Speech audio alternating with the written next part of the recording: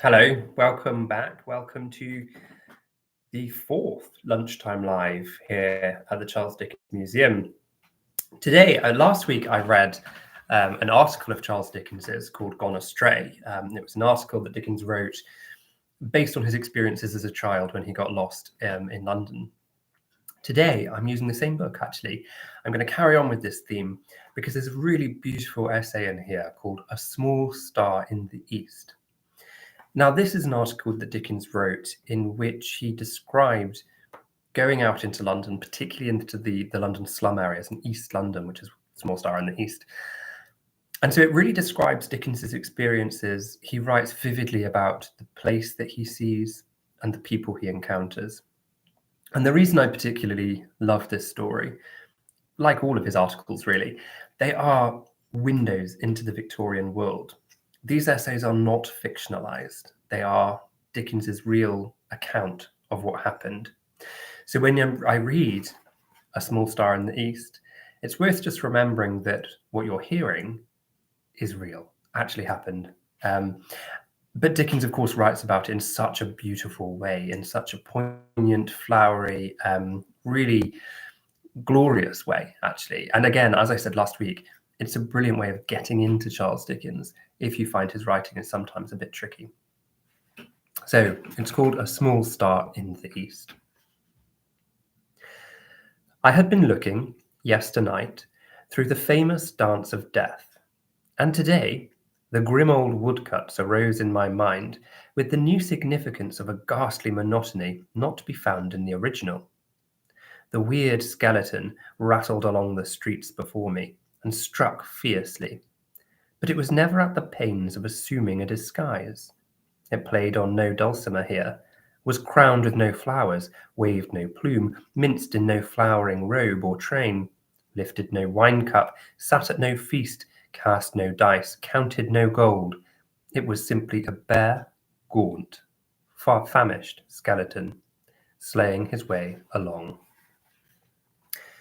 The borders of Ratcliffe and Stepney, eastward of London, and giving on the impure river, were the scene of this uncompromising dance of death upon a drizzling November day. A squalid maze of streets, courts, and alleys of miserable houses let out in single rooms.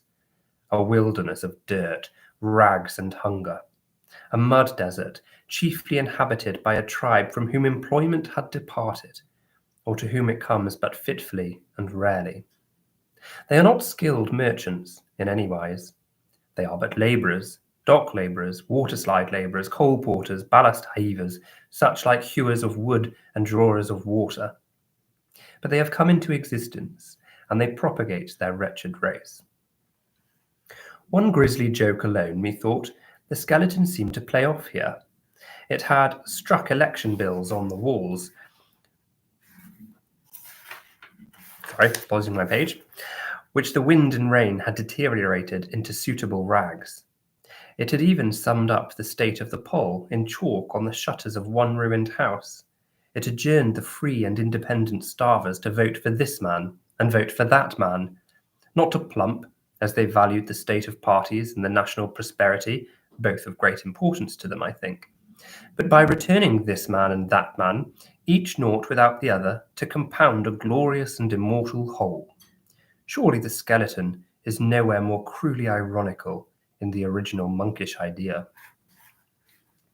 Pondering in my mind the far-seeing schemes of this man and that man, and of the public blessing called party, for saying the degeneracy, physical and moral, of many thousands, who shall say how many, of the English race, for devising employment useful to the community, for those who want to work and live, for equalizing rates, cultivating wastelands, facilitating emigration, and above all things, saving and utilizing the oncoming generations, and thereby changing ever-growing national weakness into strength.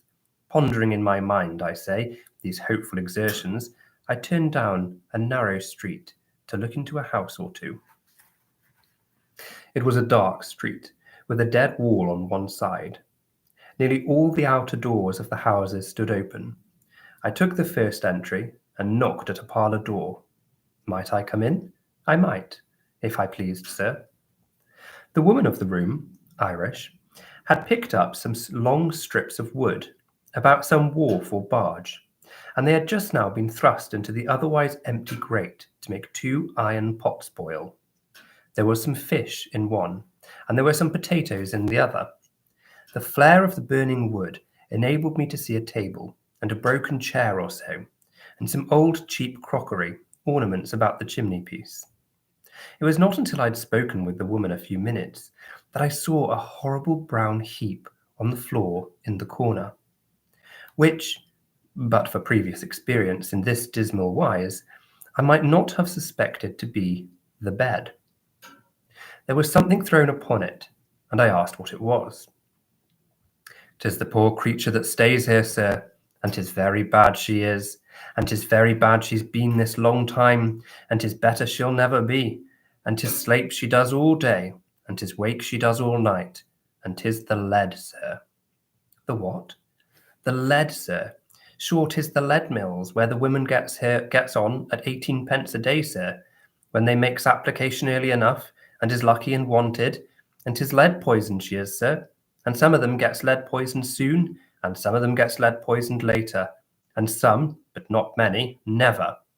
And 'tis all according to the constitution, sir, and some constitutions is strong, and some is weak, and her constitution is lead poisoned, bad as can be, sir, and her brain is coming out at her ear, and it hurts her dreadful, and that's what it is, and never no more, and never no less, sir."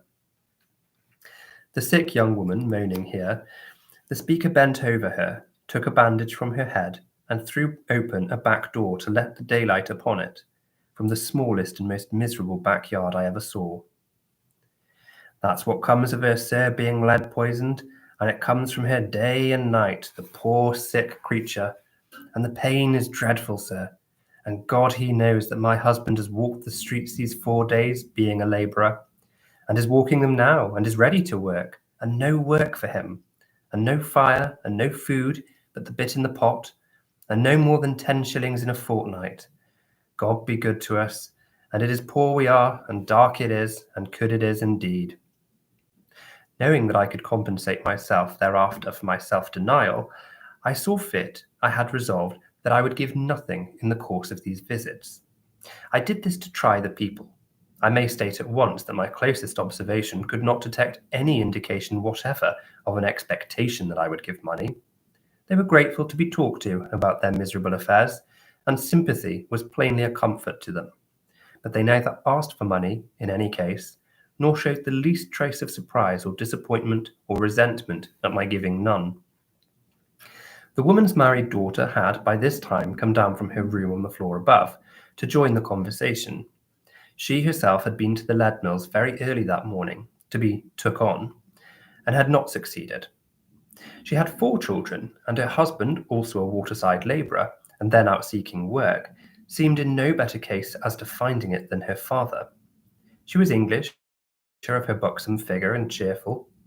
Both in her poor dress and in her mother's, there was an effort to keep up some appearance of neatness.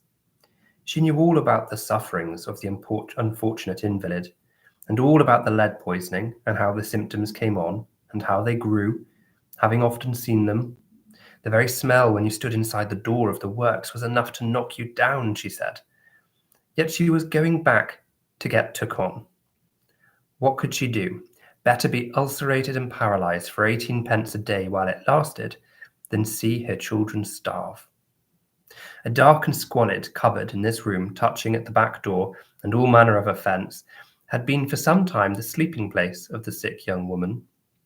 But the nights now being wintry, and the blankets and coverlets gone to the leaving shop, she lay all night where she lay all day, and was lying then. The woman of the room, her husband, this most miserable patient, and 2 others, lay on the one brown heap together for warmth. God bless you, sir, and thank you, were the parting words from these people, gratefully spoken too, with which I left this place. I don't know about you, but I always find this an incredibly moving account because this is a real encounter. Dickens hasn't fictionalized this. He's met this family and he's telling us what he saw. I always think that line is particularly moving where the young woman's daughter is trying to find work in the lead factory, even though she knows it will make her unwell, because better to work with the risk of illness than to watch your family starve. It's a very harrowing account of what the real lived experience would have been for many people in Dickens's lifetime. Well, I hope you enjoyed, and I will see you all next week at 12 o'clock. Bye for now.